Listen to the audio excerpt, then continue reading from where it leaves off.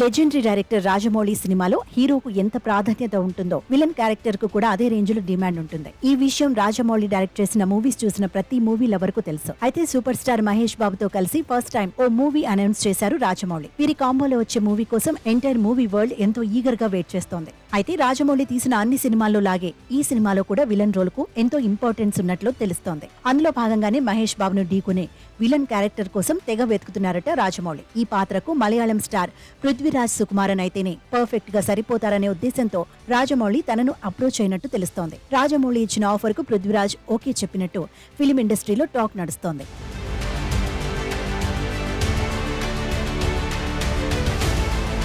నిజానికి పృథ్వీరాజ్ సుకుమారన్ కేవలం హీరోనే కాదు, డైరెక్టర్ కూడా. మలయాళం సూపర్ స్టార్ మోహన్ లాల్ తో లూసిఫర్ సినిమా తీసి బ్లాక్ బస్టర్ హిట్ సాధించాడు. ఆ తర్వాత ది గోడ్ లైఫ్ అనే సినిమా తీసి విమర్శకుల ప్రశంసలు సైతం అందుకున్నాడు. కేజీఎఫ్ ఫేమ్ ప్రశాంత్ నీల్ డైరెక్ట్ చేసిన సలార్లో సైతం ప్రభాస్ ఫ్రెండ్ క్యారెక్టర్ గా చేశారు. ఇలా ప్రతి సినిమాతో మూవీ లవర్స్ కు ఎంతో దగ్గరయ్యారు పృథ్వీరాజ్ సుకుమారన్. ఇక తాజాగా డైరెక్టర్ రాజమౌళి సినిమాలో కూడా చేస్తున్నాడని తెలియడంతో ఆ మూవీపై ఆడియన్స్ లో మరింత ఈగర్నెస్ పెరిగింది.